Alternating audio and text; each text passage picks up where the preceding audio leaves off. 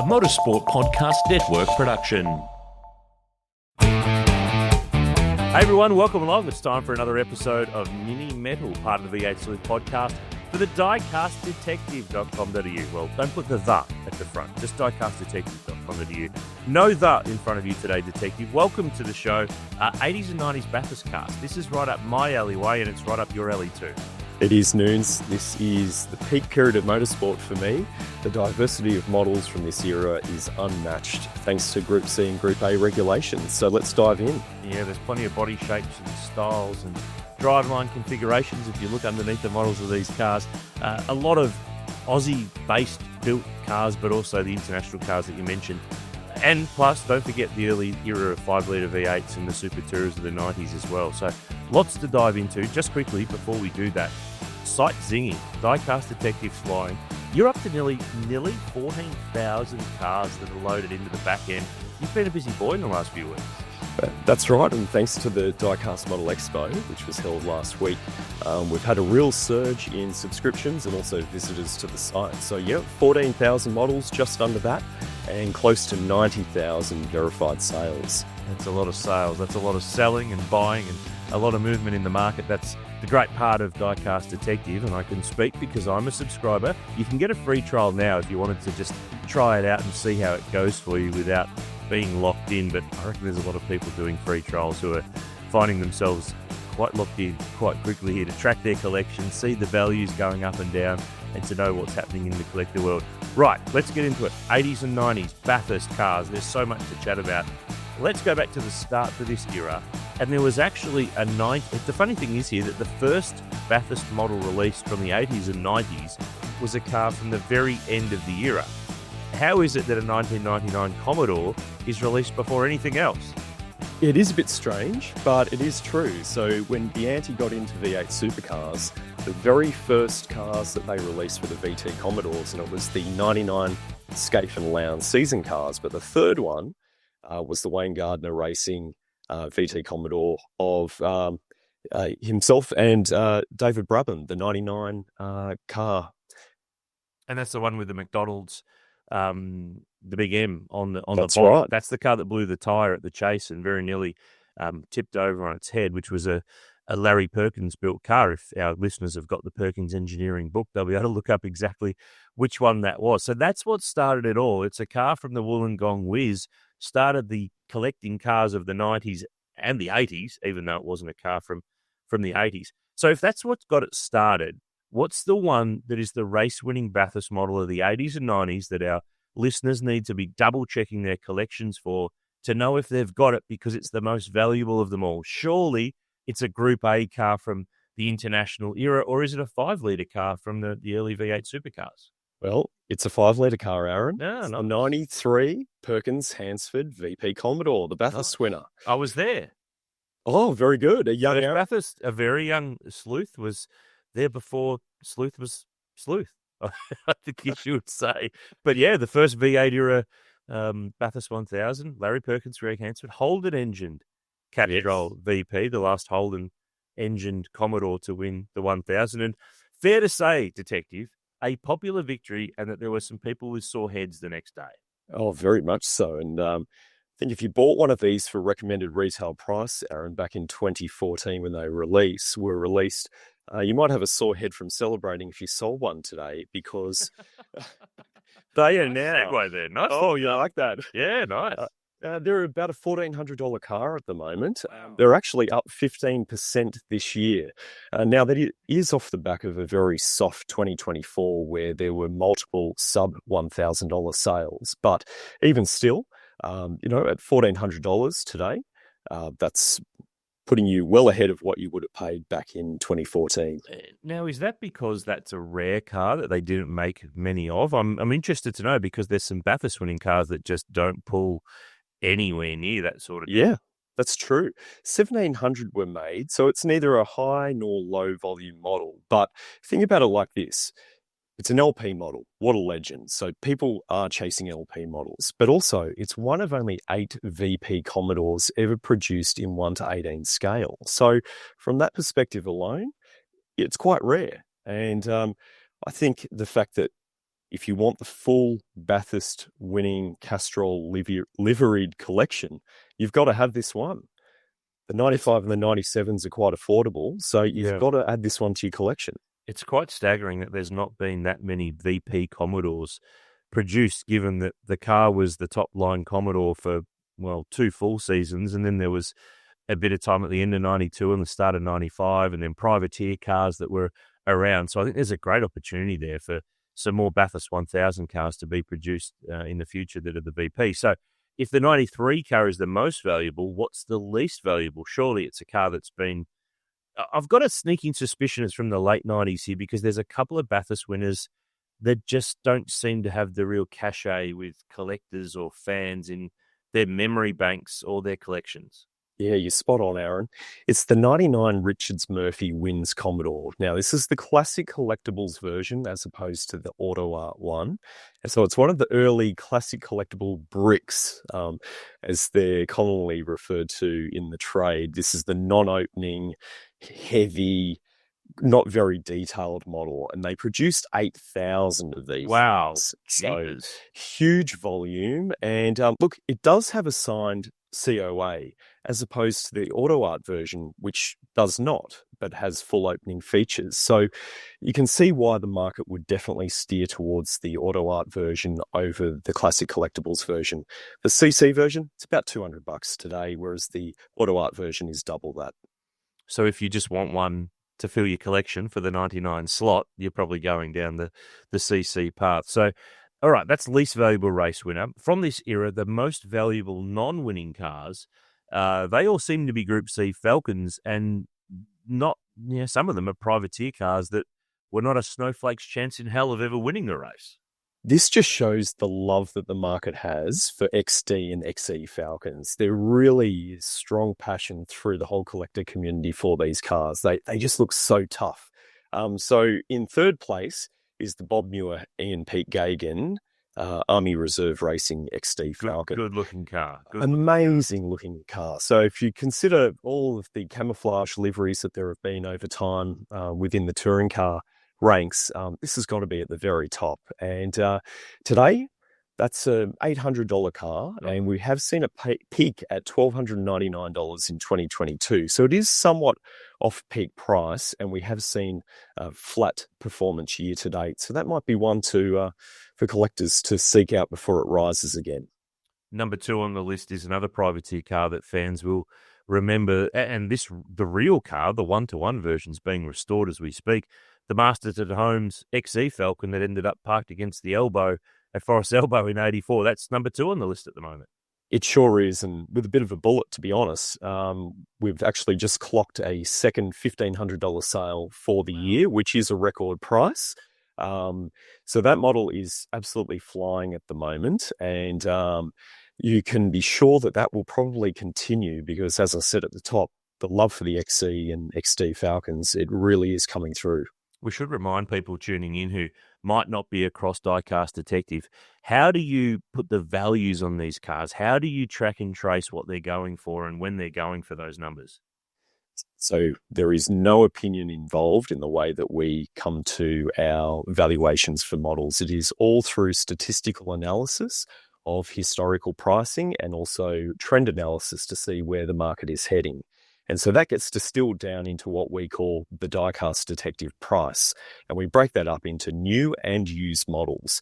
So probably just a little key to note here is that it doesn't have to be a discernible difference in condition between new and used for it to affect the value. It's just the mere categorization of whether it is new or used that we differentiate between. And that can mean you can open the box and look at it, but as long as it's not displayed, we categorize that as new. Right. Okay. New is new and used is used. So that's the difference between what's what. And we're talking about sales from eBay, from other auction houses and other online auctions as well. So there's a lot of data that gets poured over to figure all this out. So I like seeing on your list of most valuable non-winners, number 1 is a car that I have here in the office that I came across in a very, it was at a swap meet actually, which is always good to find, the odd gem. But number 1 on the list is the Dick Johnson, Kevin Bartlett Bathurst 83 Falcon, but the morning after car, not the one that ended up in the trees. This is the car that was rebirthed out of the Andrew Harris car to take the grid on Sunday morning. That's right, and this was released at the 2011 Diecast Model Expo. Only 600 were made. Now, it's not to be confused with the more standard car that competed in Hardy's Heroes and crashed into the trees. And well, it competed in half of Hardy's Heroes, didn't it? Half of Two-thirds Hardy's Heroes. Yeah. Bianti released that model in the early 2000s, and that's actually going for $1,000 less than this morning after car. So this is a $1,700 model at the moment, and it's up 2% for the year. And people are probably wondering, what's the difference between this and the standard car? Well, the key thing to note is that if you pop the bonnet, you can see the donor car origins under there because it's all white. Yeah, that's a nice spot. There's quite often times that model makers don't quite replicate those small nuances, but because it was the Bendigo Falcon, overnight, it was repainted green, but not all of it was repainted. That's right. So that was a very cool thing, and to see that car, the real car, has been restored and raced at the Winton Festival of Speed earlier in the year. So that was cool. Now, there's a few cars that have lost their shine. So while those ones are up, these ones are down. And interestingly, the top three for Bathurst models from the 80s and 90s to have lost their shine are all Sierras. Yeah, I think it's more of a coincidence than anything underlying in the models themselves. So certainly for the first one, which is the 88 Longhurst Mesra winner, it looks like a price realignment. So it did crest $1,000 in 2023, and it's now come back to around the $500 mark, which is actually where it sat a number of years prior to that peak price of $1,000. Still good though compared to what you would have bought it for. Oh, absolutely. But it is an 18% drop this year. So look, I think that's one, if you've had your eye on it, that might be one to pick up before it rises again. Number 2, weirdly, is a Johnson Bow Sierra. How can that be so?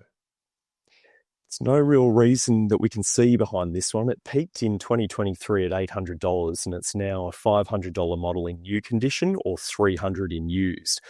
I love this model personally because of the history behind it. I can still see Dick with his arm raised in tentative celebration out the window as he crossed the line. It's a car that kind of it got Jim Richards to say those famous words on the podium, essentially, because it was the fans wanting to see Dick win rather than Scaife and Richards that made him say those famous words. So a few cans being thrown probably helped. That's just quietly. So that was the Apex version of the 92 Johnson Bow Sierra, as Dick famously said. I don't know how you can be beaten by a crashed car. Well, that was how you could be beaten by a crashed car. The car that's lost its shine on number 1 on this list is a car that probably should have given Peter Brock his 10th Bathurst win more than some of the Holden Racing Team opportunities that he had in the latter years. In 1990, he and Andy Rouse finished 4th in the Mobile Sierra, but they'd made so many pit stops with blistering tyres because the track had been resurfaced from the previous year's race that I think they finished a lap down and 4th overall in the end, while HRT famously won with Win Percy and Alan Grice. But that car could very well, for one of a couple of extra pit stops, be off this list and be on the winners list. Wouldn't that have been incredible if Brock had won Bathurst in a Ford? Oh, my goodness. It wouldn't be sitting on this list, I don't think, if he had actually won. But I think the reason this one has dropped an incredible amount this year is that it's 26% down for the year, is because it's a Brock Ford. So you've either got to be a true Brock fan that doesn't mind having a Ford in their collection, or a true Ford fan that doesn't mind having a Brock model in their collection to really go after it. And it has peaked at $545 in 2022, but we've been nowhere near that this year, and it's now currently in the $350 sort of range. So it's not a cheap car, but it's one to hunt down.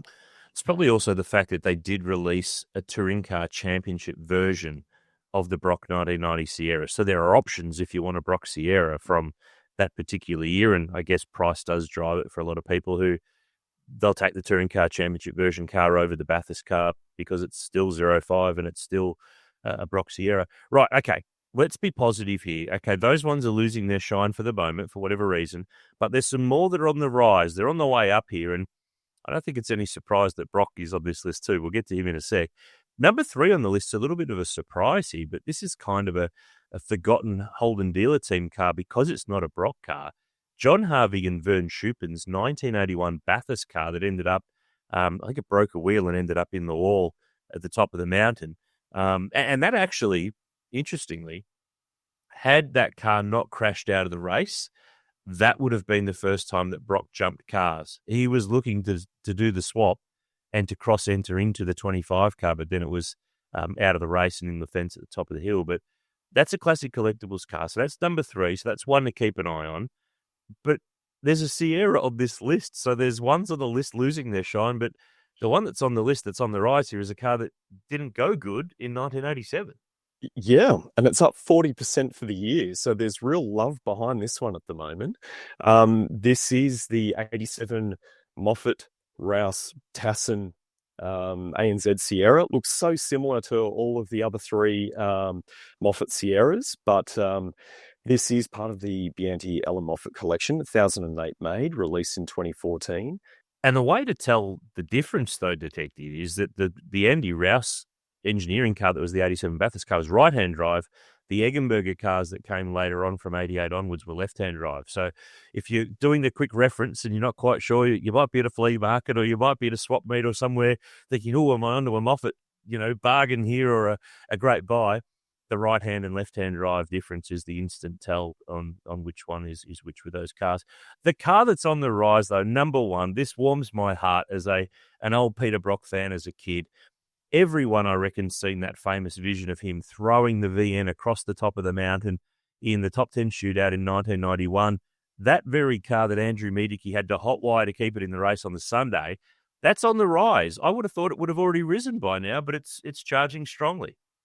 We've seen a real upswing in record Peter Brock model sales recently. So it's really interesting because there hasn't been a natural trigger for it. It's his 20th anniversary next year, not this year.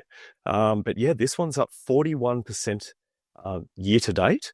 We've seen a recent record result of $800 for this model. It's currently tracking at around $600 on the Diecast Detective price, regardless of condition. Yeah, a lot of love for this one. 3,204 made, and it is part of the Peter Brock collection. So it's not a rare model, but there's just a lot of interest in it at the moment. Yeah, there's a lot of love for that era. And there's not lots of VN Commodores that have been made as race car models too. The real car is being restored by Jack Perkins as we speak. So if you want to keep an eye on that, have a look at Perkins Engineering's YouTube videos because he punches those out pretty regularly with all sorts of updates and stuff that's been going on with that car.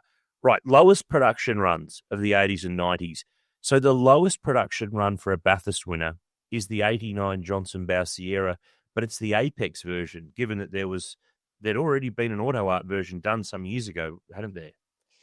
Yes, that's correct. For whatever reason, they did a re-release in 2019. It has peaked at $900, and it's currently a $550 for new and $350 for used.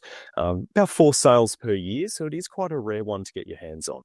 And how many of those did they make of that 89 Apex model? That is 1,080 in total. Okay, so not a huge number. No. To really bolster the ranks of what had been made previously. So the lowest production run for a non-winner from the 80s and 90s is actually a car that, well, it's kind of weird. It is a winning car, but not as it appears, because the 1998 Pertec Falcon of Steve Richards and Jason Bright that won the race, the FAI 1000 Classic, was the very same car, as in chassis, that had caught fire for Alan Jones as the pack leader car while leading the pack 2 years earlier. That's the lowest production run car, the 301 Jones Grice car, of any non-Bathurst winning car of the 80s and 90s. Like, I can't believe that people haven't snapped this one up. That's correct. So 336 were produced of this, and you got to watch out with this one because there were a bunch of unauthorized factory seconds released of this car without the COA and with faults from the factory. So you got to be very careful that you're getting the genuine article with the COA. And it is one of only 3 EF Racing Falcons released. So It's a rare one for Ford fans. And that's another make and model of car that is just prime for more cars to be produced over the journey. I know there's been a few announced that have not happened in recent years, but it would be great to see more VPs and EFs and the like be produced in upcoming years.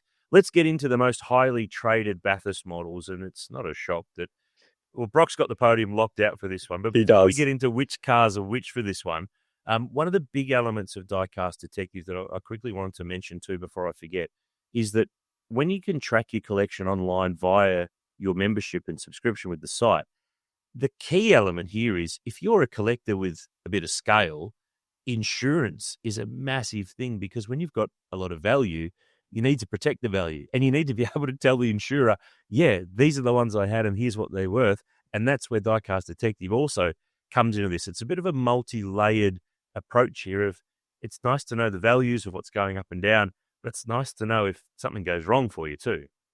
That's right, Noons, and we're collectors here at Diecast Detective, so we've designed this to suit our needs, which we know are also the collector market's needs. And one of the key ones was ensuring our collections have the right level of insurance coverage. And so what we've got within the virtual collection tool is a total insurance value tool.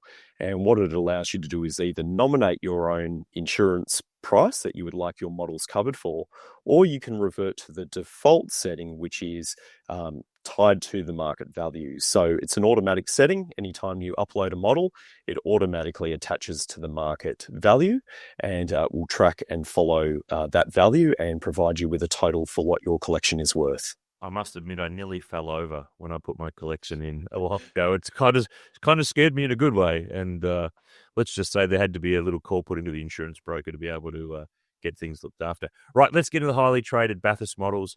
They're Brock cars, and I'm guessing it's because a lot of these cars have been made in two different versions by two manufacturers, or there was just a lot of them produced when they were produced.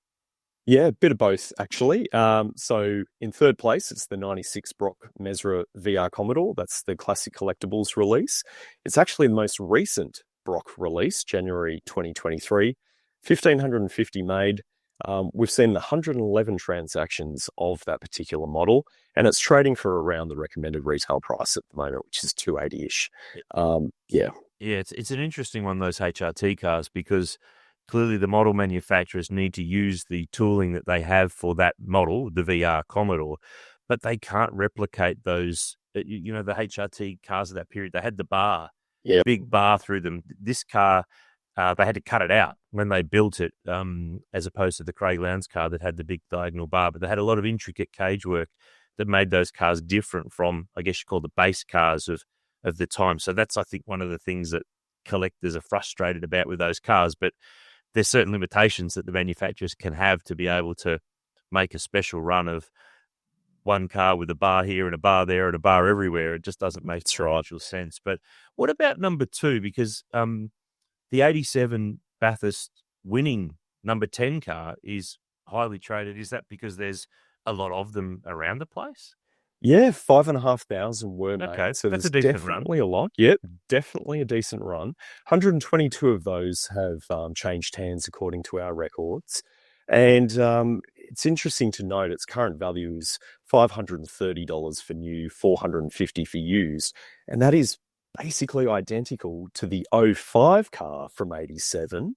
So the market's not really seeing a difference in value between the winning car and the car that he swapped out of. It didn't matter. It was a Brock car anyway. So Exactly right. whether he was getting in it or out of it, it was still a Brock HDT Mobile Commodore. I'm not surprised that the number one for most traded Bathurst models of 80s and 90s is the 84 Big Banger Brock Perkins Commodore. That's purely because there's two versions, a Bianti and a Classic Collectibles, and they made lots of them. They sure did. And so we've combined the totals for both the CC and the Bianti cars, and we've got 304 sales on our records. But if you just take the Classic Collectibles version with 185 sales, it actually sits third of all models in the Diecast Detective database for most number of sales, and that's only behind the VL Walkinshaw Road car that was released by Classic Collectibles, and also the Warwick Yellow HK Monaro GTS by Classic Collectibles. both recent releases. Wow. It's always interesting to know how that affects things when there's, two versions of the one car, and then when they make lots of them, that's not a real shock. What's the highest traded non-Brock car? Brock's round out the podium there, but what's the next best outside of anything that PB drove? We referred to it earlier on. It's the 97 Perkins Ingle Bathurst winning VS Commodore with 111 sales. Really? Why is that? They made a lot of them, and it's a popular car. What a combination. Perkins Ingle, VS, great looking shape, just volume and popularity has driven the sales volume for it. And I guess you could say the same then for the highest traded Ford, because of course the three Brock cars we mentioned were all Commodores or Holdens. Dick Johnson comes in as the highest traded Ford, and of all of his iconic cars from the 80s and 90s, True Blue, that makes sense. It does. I probably would have thought maybe his 1980 The Rock car, but no, it is the 81 car, the winner. Yeah, right. He and John French, that was a Bianchi car. I don't think I've got that one in the collection. I might need to keep my my eyes peeled on that. Now, all right, so there's clearly lots of people snapping those ones up, offering them for sale, getting deals done. But then there are the ones that are floating, that are getting no love, that are taking a long time to sell. They're being listed on eBay and other places, and they're not going like hotcakes. What's the Bathurst winner that is a bit sluggish at the moment? Because, look, someone's got to bring up the rear of the field. What's the car that's doing that at the moment? It's a bit of a surprise, to be honest. It's the 96 Lowndes Murphy Bathurst winner, but the Classic Collectibles version. So we have not seen a sale of this in more than 200 days. So that's March of this year was the last sale on our records. 1,650 made. The Bianchi release was 3,000. So there's nearly 5,000 of these models in total available within the market. But the classic one is just not moving. And that, I guess, is that people want to hang on to them. They're not offering them up. And if they are, then people who've kind of wanted have already got it, perhaps. I think so. Yeah, it's a weird one. Of the non-winning cars, Lowndes is on that list too. How's this possible? Yeah, we do not see this one very often at all. Averages 2 sales per year. It's the 99 Lowndes McConville second place VT Commodore. 300 days since we've seen a sale on that one. That's back to November 2024. I only made 1,008 of these, so it is quite a low volume model, particularly for a Lowndes. But yeah, if you can find one, we're thinking it's around, or not thinking, our calculations show it's around a $400 model for new and $300 for used. That's I'm quite staggered by that, because that is the car that finished second to the Wins car. It's the car that gave Craig Lowndes his third and last championship victory. I kind of would have thought that would have been a more popular one that people would have been trying to get their hands on, but I guess if people wanted it, they kind of got it, and they're sitting on it. So yeah, I think they are. That's actually quite staggering, and that's the beauty of all of this. That sometimes, even though you've got the real data at Diecast Detective, sometimes you've just kind of got to look at the wall and go, "Well, that probably goes against what we would have guessed." But that's why data is king, because you don't have to lick your finger and put it in the air to see which way the wind's kind of blowing. The data tells the story, whether you like it or not. That's right, Noons. We surprise ourselves all the time when we dive into the data, preparing for things like podcasts or even posts on Facebook where we're sharing information with collectors. We know a lot off the top of our heads, but there are things like this that surprise us all the time. Yeah, sometimes when you go digging, it's kind of strange to see what you actually do find when you do get that shovel out and start turning a bit of dirt over, so to speak. These are not dirt. These are interesting cars from Bathurst of the 80s and 90s, and I think I've ticked the box on most of these, which is always this makes me good when I see your list for these pods, and I can go, got it, pretty sure I've got it. The car that won without winning, the Mini Champs version of the Texaco Sierra, the Steve Soper Pierre Dieudonné car from 87 in the World Touring Car Race at Bathurst. That's interesting. And I've got it, I've seen that around a little bit, but not a whole heap. Yeah, it's quite a rare car. Prices have come back, so if you can get one now, it is a great time to buy. We saw them peak at $861 in 2023, but today it's a $400 model regardless of condition. And I think the story behind this one really is what makes it. It's kind of the winner. Well, it is the winner across the line that didn't win in the end. So I guess if you were, and we don't see too many super tourers in this list. We're going to get to one No, that's right. in a second, but the 97 Diet Coke car that won with Craig Baird and Paul Morris, of course, famously, Craig exceeded the driving time by staying in the car at the last pit stop.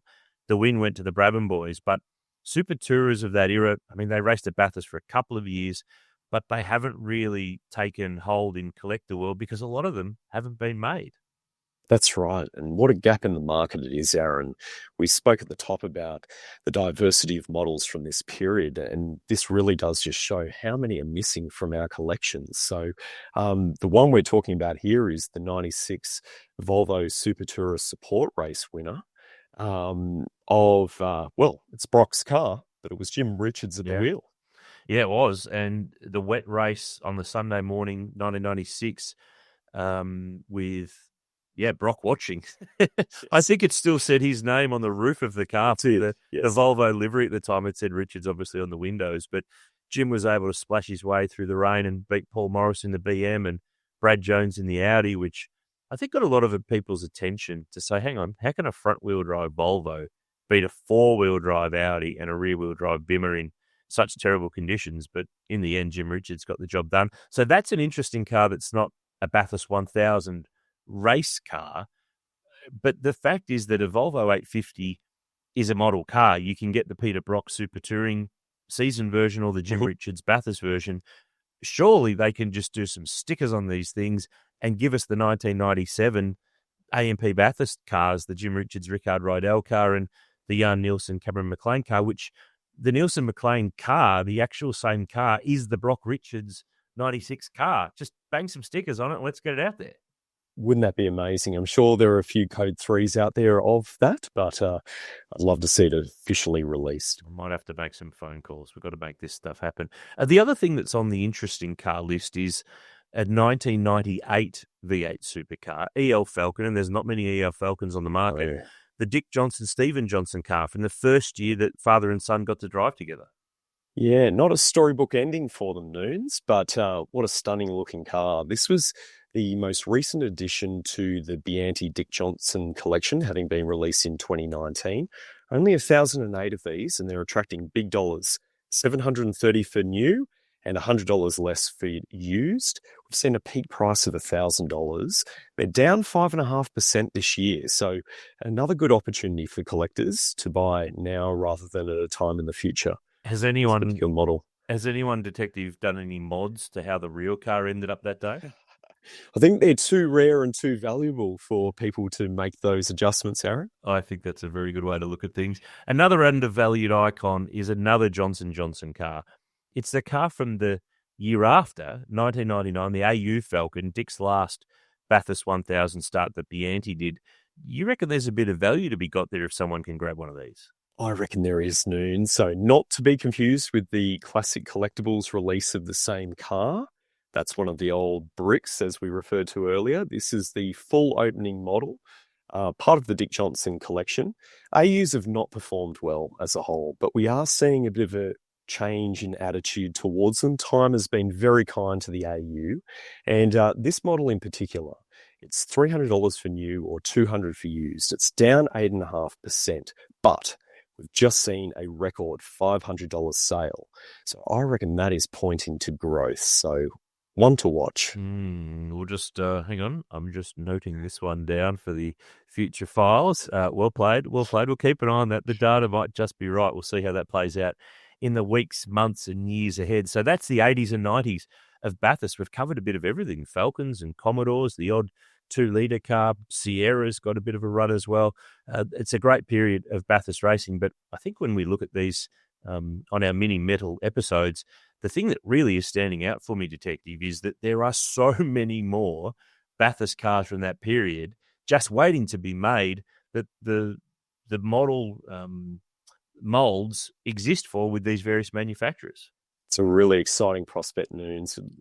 We encourage all of the model makers out there to jump on board and fill some of these gaps for us. Get on board. It's got to be done. In the meantime, though, diecastdetective.com.au. Sign up now for a free trial, and I'm sure that you will absolutely love working with the Diecast Detective website, something that I'm spending a little bit too much time on, just quietly anyway, which is a good problem to have. Good problem to have. Detective, well played. Great job. We'll be back very soon with another episode, and you're loading up on the 2000s, so there's some juicy stuff there. Oh, it's a great period, and there are more cars produced from this period than any other, so look forward to that one. Don't give away all the content early. Steady on, mate. Steady on, steady on. Well played. Diecastdetective.com.au is where to find out all the info. We really appreciate you tuning in to the Mini Metal podcast here on the V8 Sleuth podcast. Something for the collectors, something for those who've maybe drifted away from model cars, who are coming back to them, or they've got a few in the cupboard and they're now suddenly checking to see what they've got and what the value is.